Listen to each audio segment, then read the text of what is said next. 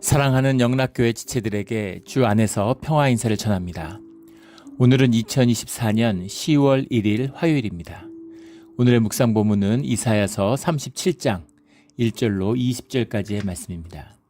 오늘 본문 말씀 37장 1절부터의 말씀은 이렇게 시작합니다. 히스기야 왕이 듣고 자기 옷을 찢고 굵은 베옷을 입고 여호와의 전으로 갔고, 지금 36장부터 이어지고 있는 아수르의 그 랍사게가 이제 그 사네립의 보냄을 받아가지고 예루살렘을 포위하고 있죠. 그리고서는 이제 성회에 있는 백성들을 향해서 유다 방언으로 이제 여호와와 이제 히스기야를 조롱하고 모욕하는 이제 그런 이야기들을 퍼붓고 있는 겁니다. 그런데 우리 36장에서 나누었던 21절에 대답하지 말라. 근데 주님 앞에 침묵하고 있는, 어떠한 대응도 하지 않고 잠잠히 주님 앞에 잠잠한, 우리 지난 주일의 말씀과도 통하는 것이죠. 예. 교회에서 잠잠하라라고 하는 사도 바울의 말씀처럼 잠잠한 것이에요. 주님 앞에 침묵하고 있는 겁니다. 히스기야 왕이 이제 그 이야기를 들은 것이죠. 자기 옷을 찢고 굵은 베옷을 입고 여호와의 전으로 갔고, 여호와의 이름이 조롱당하고 모욕당하는 것에 대한 그 비통함, 그 슬픔을 표현하고 있는 거죠. 장례가 나면 옷을 찢고 굵은 베옷을 입는데, 그래서 굵은 베옷을 입고 옷을 찢고 그런 비통함을 표현하고 있는 겁니다. 그리고 자신들의 그 스태프들 엘리야김과 셈나와 이런 사람들을 전부 베옷을 입은 다음에 그들을 아모스의 아들 선지자 이사야에게로 보내니 이사야 선지자에게 보내는 거죠. 주님은 뭐라고 말씀하시는지, 또 이때 우리가 함께 기도하자라는 뜻이 담겨 있는 것이죠. 3절에 그들이 이사야에게 이르되 히스기야의 말씀에 오늘은 환난과 책벌과 능욕의 날이라. 아이를 낳으려 하나 해서나 힘이 없음 같도다. 환난과 책벌이라는 것은 주님이 주시는 거잖아요. 아수르를 들어서 주님을 치시고 있는 주님의 뜻을 존중하고 있고 받아들이는 것이죠. 주님의 벌이다. 우리가 당하고 있는 이 환난과 이 모욕은 주님이 주신 것이다 라는 것을 인정하고 받아들인 겁니다. 이게 안 돼서 문제를 직시해야 되잖아요. 문제를 일단 직시해야, 그래야 그 해결책을 만날 수 있는데 이것을 받아들이지 못하는 거죠. 절대 주님은 그러실 리가 없어. 주님은 예루살렘을 벌하지 않아. 주님은 예루살렘을 버리시지 않아. 이렇게 이야기하는데 그건 종교의 넋두리죠. 그래서 이사야는 분명히 주님이 아수르를 들어 치시는 거다 이렇게 얘기하는데, 그런데 그걸 받아들이지 못하고, 그걸 받아들이지 못하고 수리아하고 이스라엘과 손을 잡을까, 이런저런 애굽하고 손을 잡을까 이러면서 세월을 보내고 이제는 정말 그 멸망의 목전에 와 있는 겁니다. 이제 받아들인 것이죠. 환난과 책벌이 주님 앞에 주님이 주신 것이다. 우리가 주님 앞에 서 있는 것이다 라는 걸 인정한 겁니다. 근데 4절에 보면 여호와께서 랍사게의 말을 들으셨을 것이라 이렇게 얘기하죠. 주님이 듣고 계시니까 우리는 침묵하고 잠잠할 수 있는 거죠. 아수르 왕의 보냄을 받고 살아계신 하나님을 회방하였은즉, 그러니까 주님을 모욕하는 이야기를 하는 거예요. 주님이 쓰시는 그런 도구일 뿐인데 자기들이 막 신이 된 것처럼, 자기들이 주권자인 것처럼 그렇게 떠벌리고 모욕하는, 주님이 제일 싫어하는 모습이죠. 아수르가 왜 버림을 받았는가에 대한 설명이기도 합니다. 당신의 하나님 여호와께서 혹시 그런 말로 말미암아 견책하실까 하노라. 그런즉 바라건대 당신은 이 남아있는 자를 위하여 기도하라 하시더이다. 여호와 이름이 모욕받았는데 그 모욕받은 책임이 아수르에게 있지만 동시에 예루살렘과 유다에게도 있는 것이죠. 주님의 이름이 어떻게 땅에서 모욕함을 당하겠습니까? 어떻게 모욕받을 수가 있어요? 근데 그런 일이 벌어지고 있는 거죠. 그 일은 물론 아수르가 악하기 때문이기도 하지만 동시에 예루살렘과 유다가 악하기도 하기 때문인 겁니다. 자식들이 얼마나 시원찮으면 부모가 모욕을 당해요. 부모의 이름이 모욕을 당할 수 있겠습니까? 그런 영적 질서가 무너진, 개가 주인을 막 무는, 물론 개에도 문제가 있지만 주인에게도 문제가 있는 것이죠. 개를 개로 대하지 않으니까, 주인이 주인 노릇을 못하니까, 개는 기본적으로 무리 동물이고 수직적인 그런 질서가 본능적으로 이제 몸에 담겨 있는 이제 그런 동물이죠. 그래서 주인을 물 수가 없어요. 근데 주인을 무는 겁니다. 주인이 없는 거죠. 주인을 주인이라고 생각 안 하는 것이죠. 지금 아수르의 형국 같은 겁니다. 근데 문제는 주인이 주는 노릇을 못하고 개를 개로서 훈련시키지 못한 것이죠. 책임이 다 있는 거예요. 하나님이 주님의 이름을 모욕받은 것으로 인해서 징계를 내리실 때에는 그 징계에서 둘 다 자유롭지 못한 겁니다. 그래서 당신은 남아있는 자를 위하여 기도하라. 남은 자를 위해서 기도해달라. 주님의 징계가 예루살렘을 휩쓸겠지만 그 가운데 주의 자녀들이 있잖아요. 주의 사람들이 있잖아요. 믿음의 사람들, 기도하는 사람들이 있잖아요. 그 남은 자들을 위해서 기도해달라. 그들을 지켜달라고, 그들이 믿음 가운데 굳건히 서게 해달라고 그렇게 기도해달라라고 부탁하는 겁니다. 정말 한없이 겸손한 기도죠. 한없이 겸손한 기도입니다. 어떻게 주님이 아수르를 내버려 두실 수가 있느냐. 아수르를 쳐달라고 기도해달라고 그러지 않고, 우리를 지켜주고 우리를 망하지 않게 해달라고 그렇게 얘기하지 않고, 우리도 정말 우리가 오죽했으면 이런 상황이 됐을까. 우리가 징계를 받는 게 너무 당연하고 주님의 뜻대로 하시는 게 너무나 당연하지만 그 가운데 남은 자들을 위해서 기도해달라. 이런 정말 한없이 겸손하고 낮아진 마음, 주님이 아주 기뻐하시고 좋아하는 마음이죠. 이런 마음으로 주님 앞에 서야 되는 거죠. 주님의 주권을 인정하고 주님께 긍휼과 자비를 구하는 권리가 있는 게 아니에요. 예전에 뭐 유명한 영화 대사가 있죠. 호의가 계속되면 권리인 줄 안다. 뭐 이런 예전에 한국 영화에 나왔던 뭐 유명한 명대사죠. 계속 은혜를 받다 보니까 그게 내 권리인 줄 아는 거죠. 왜 더 잘 안 해주지? 왜 더 복을 안 주시지? 이제 이렇게 생각하는 겁니다. 그런데 주님이 우리에게 복을 주시는 건 우리를 향한 긍휼과 자비가 있기 때문이신 거죠. 우리를 사랑하시기 때문인 겁니다. 그래서 우리가 그 사랑은 일방적인 것이 아니죠. 관계적인 것이잖아요. 주님이 우리를 회복시키고 돌아오기를 원하는 거죠. 돌아오지 않아요. 회복되지 않습니다. 그런데 복만 내놔라 이러는 거죠. 그런 마음은 결국은 이제 우상숭배로 갈 수밖에 없죠. 주님을 우상으로 만드는 겁니다. 그래서 사실은 예루살렘이 가장 여호와를 모욕하고 있는 거죠. 그것이 예루살렘 멸망의 원이다라는 겁니다. 이사야를 통해서 말씀이 임하는데 능욕한 말로 두려워하지 말라 이런 말씀이 임해요. 6절의 말씀이죠. 두려워하지 말라. 주님이 주신 말씀은 그 말 때문에 두려워하지 말라. 왜 두려워하지 말라는 말씀을 주셨을까요? 사실은 히스기야도 마찬가지고 그 신하들도 마찬가지고 예루살렘도 그렇고 본질은 두려움이죠. 두려운 겁니다. 그런데 아수르가 두렵지만은 주님을 더 두려워하는 거죠. 이게 중요한 거예요. 주님을 향한 두려움이 아수르를 향한 두려움을 이기는 겁니다. 이것이 두려움을 이기고 살아가는 우리의 비밀이에요. 주님만 두려워하면 됩니다. 주님을 두려워하는 자는 세상을 두려워하지 않아요. 주님을 두려워하지 않는 자들은 세상의 모든 걸 다 두려워합니다. 아무 일이 없고 평화로워도 두려워요. 내일 일을 알 수 없으니까. 일이 잘 되고 뭐 아무 문제 없어 보여도 계속 그렇지 않을 거라는 걸 알죠. 그래서 늘 알 수 없는 미래를 향한 두려움으로 사는 겁니다. 오직 믿음의 사람들만이 주 안에서 평강을 누리는 거죠. 이런 평강의 사람들이 되기를, 우리 모두가 그런 평강을 누리기를 주의 이름으로 축원합니다. 7절에 보라 내가 영을 그의 속에 두리니 그가 소문을 듣고 그의 고국으로 돌아갈 것이며 또 내가 그를 그의 고국에서 칼에 죽게 하리라 하셨느니라. 이미 이 말씀이 선포되고 사내림은 실제 예루살렘 포위에 실패한 다음에 자기 병력을 다 잃고 돌아가서 자식의 칼에 맞아 죽는 비극적인 끝을 보게 되는 거죠. 이때 결정 난 거예요. 근데 그걸 모르고 있는 거죠. 본질의 세계를 보지 못하니까, 영의 세계를 알지 못하니까 두려워하지 않는 것입니다.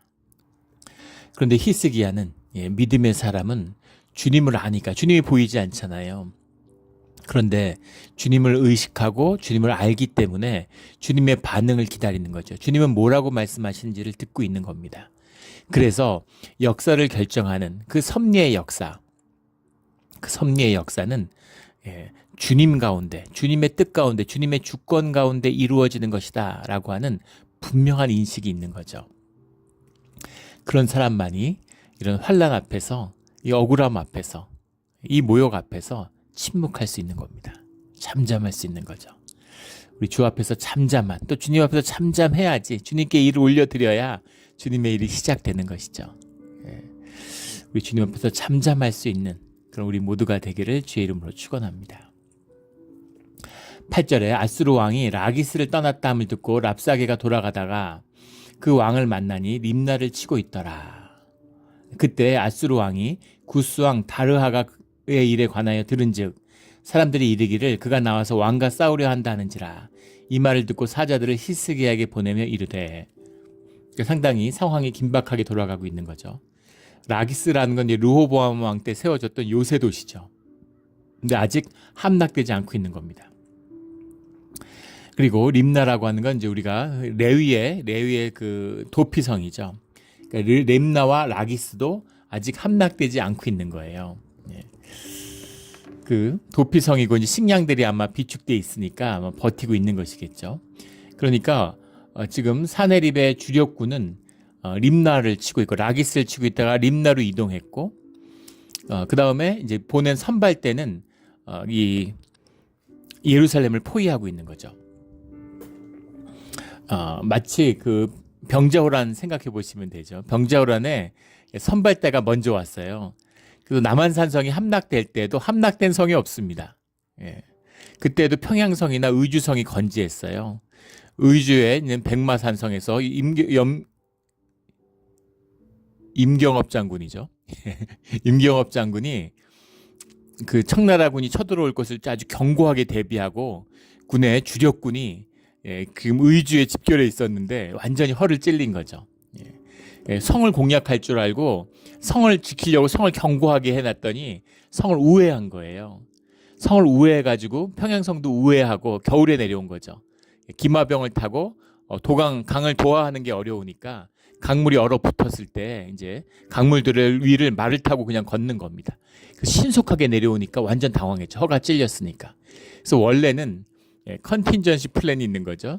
청나라가 쳐들어오면, 후금이 쳐들어오면 강화도로 피난 갈 생각하고 강화성에도 뭐 13,000여 군대를 지키고, 아무래도 이제 거기는 섬이고 후금이 이제 수전을 해본 적이 없고 수전에 약했다고 이제 생각하니까 강화도로 이제 피신할 생각을 했는데 갑자기 쳐들어오니까 경황이 없어서 남한산성에 들어간 거죠. 남한산성에 뭐 몇만 명이 들어가니까 그거 어떻게 견디겠어요? 식량이 비축돼 있지도 않고. 그래서 남한산성에서 농성을 하면서 버티면 근황병들이 지방에서 올라올 줄 알았는데, 물론 근황병이 올라오지 않은 건 아니지만 결국은 힘이 되지 못하고 못 버틴 거죠. 아마 식량이 충분히 있었고 준비되어 있었더라면, 근데 계속 후금의 적대 정책을 취하면서도 전혀 그 전쟁을 대비하지 않았어요. 정말 미스테리한 일이죠. 그 현상 판단을 하지 못하는, 현실을 직시하지 못하는, 주 안에 있지 않으면 현실을 직시하지 못합니다. 위시풀 띵킹을 하는 거죠. 우리는 생각을 하니까. 기본적으로 본질이 에고라고 하는 거짓으로 사니까. 그러니까 늘 이제 현실을 직면하지 못하는 겁니다. 그래서 가장 현실적인 사람이 사실은 가장 영적인 사람이죠. 그 반대도 마찬가지입니다. 주의 사람들은 아주 냉철하게 주 안에서 보이지 않는 세계를 바라보고 영적인 세계를 바라보지만 동시에 가장 현상의 세계를 정확히 이해하는 거죠. 그것이 이제 영적인 비밀입니다.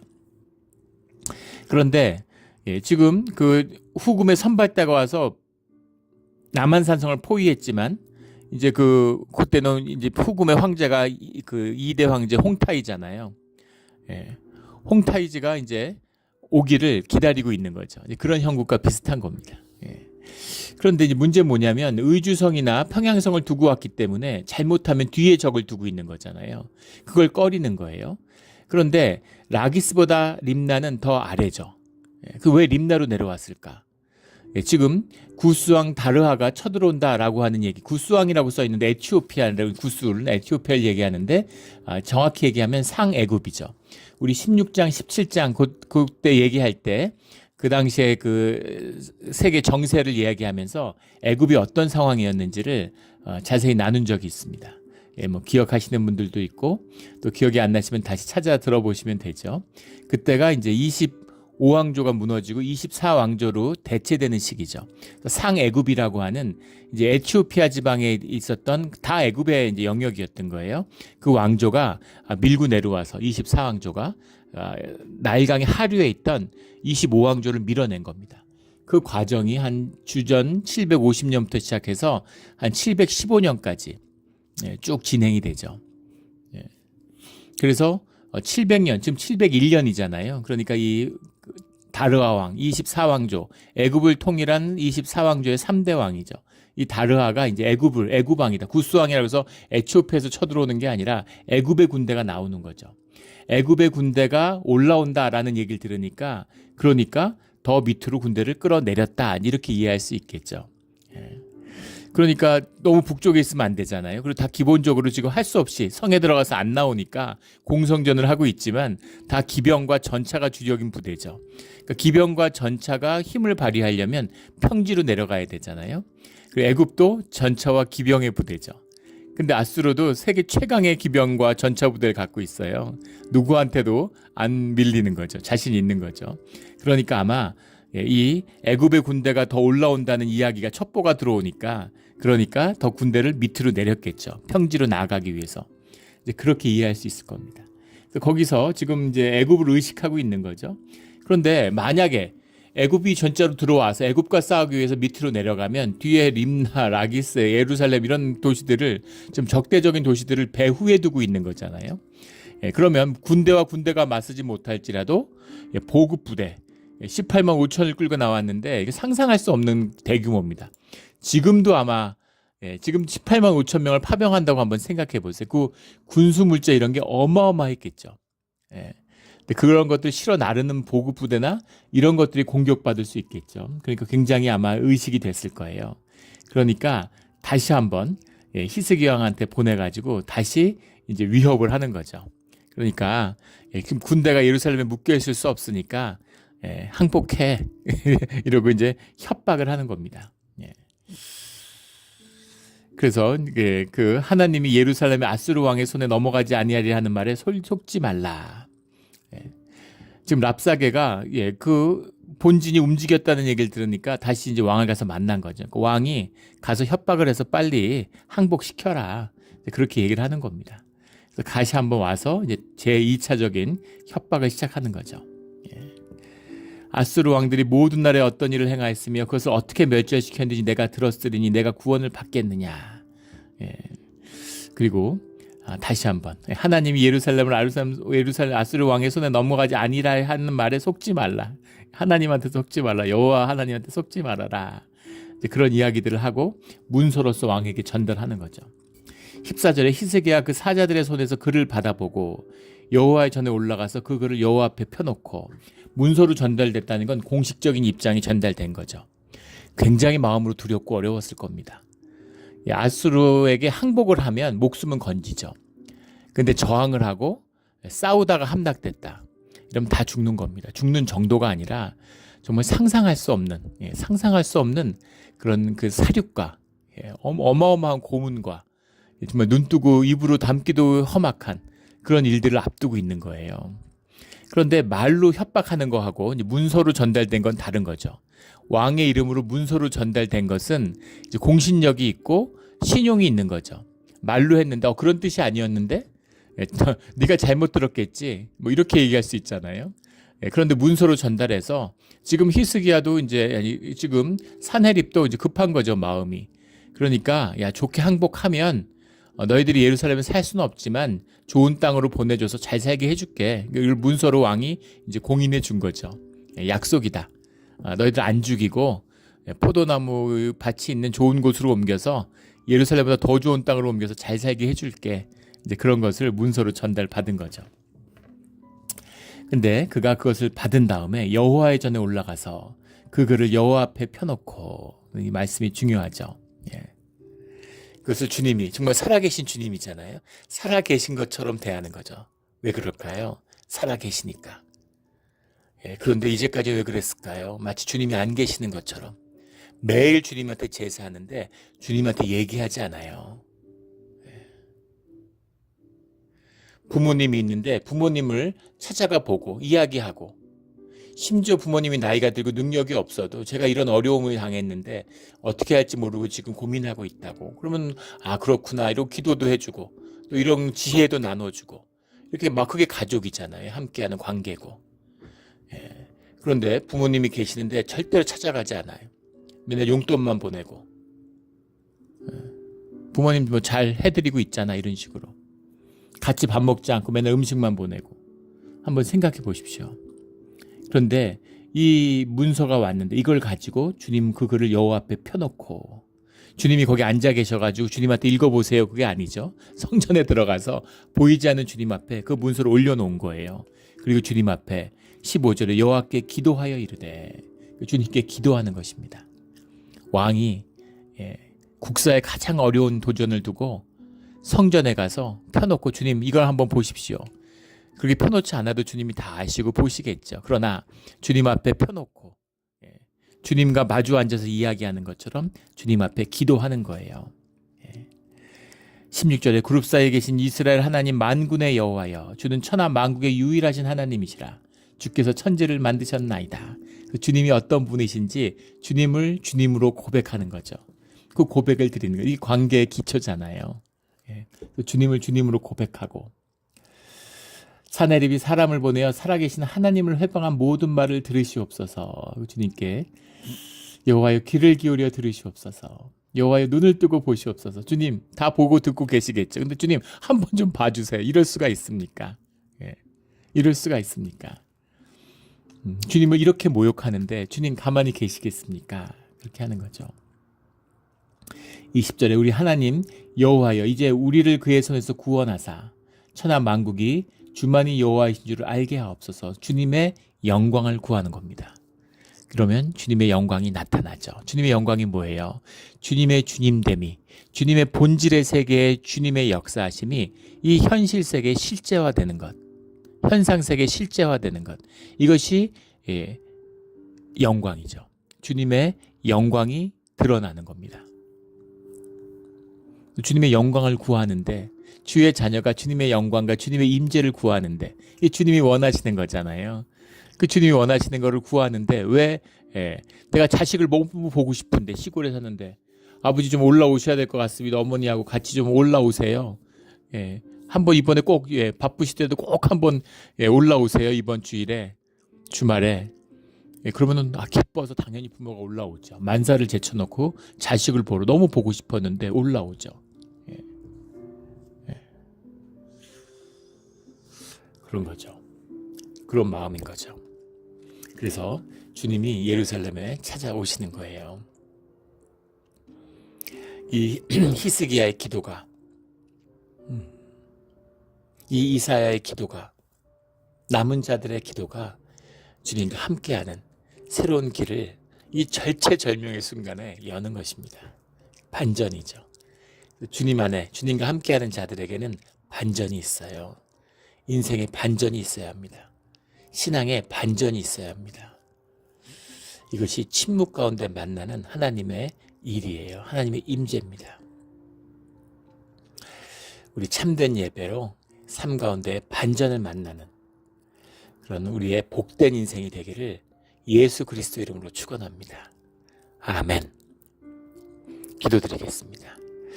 하나님 아버지 감사합니다. 오늘 귀한 말씀을 주시고 우리 믿음의 선배 그 히스기야 왕의 기도를 우리에게 들려주시니 감사합니다. 주님, 어려운 일을 당할 때 억울해하지 않고 분해하지 않고 살겠다고 발버둥 치지 않고 주님을 찾고 주님 앞에 나아가는, 주님 앞에 잠잠히 침묵하며 기도하는 그런 주의 자녀가 되게 하여 주시옵소서. 감사하며 예수 그리스도 이름으로 기도드렸습니다. 아멘.